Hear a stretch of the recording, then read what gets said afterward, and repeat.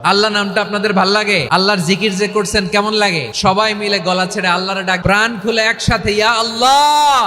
আল্লাহু নাম যতই জপি ততই মধুর লাগে, নামে এত মধু থাকে কে জানি তো আগে।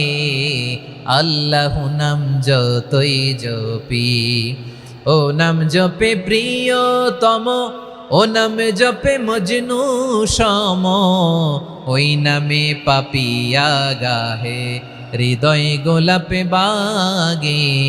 আল্লাহু নাম যতই জপি, সুবহানাল্লাহ বলেন। আল্লাহর নাম এত মধুমাখা নাম, এত জাদুমাখা নাম, সব নবীরা এই নামের জিকির করেছেন, সব আল্লাহর ওলিরা এই নামটি জপেছেন। এজন্য এই নাম জপলে হৃদয় শান্ত করে দেয় কে? এজন্য আওয়াজ করে আল্লাহরে আবারও ডেকে বলেন ইয়া আল্লাহ।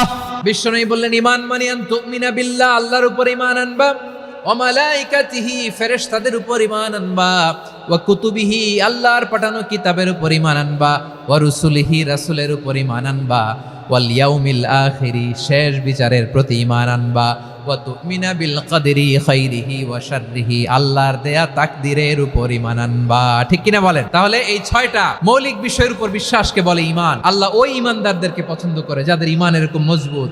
আল্লাহ বললেন ওয়াল মুমিনিনা ওয়াল মুমিনাতি, ঈমানদার পুরুষ এবং নারীরাও আমার কাছে বড্ড প্রিয়। তাহলে আমার প্রিয় ভাইয়েরা, ইসলাম যেমনি বুঝেছেন সারেন্ডার, ঈমান মানে হচ্ছে বিশ্বাস, বিশ্বাসের স্বীকৃতি। এই বিশ্বাস না থাকলে ওই মানুষের কোনো দাম নাই। ঈমান ছাড়া নেক আমলের কোনো দাম নাই।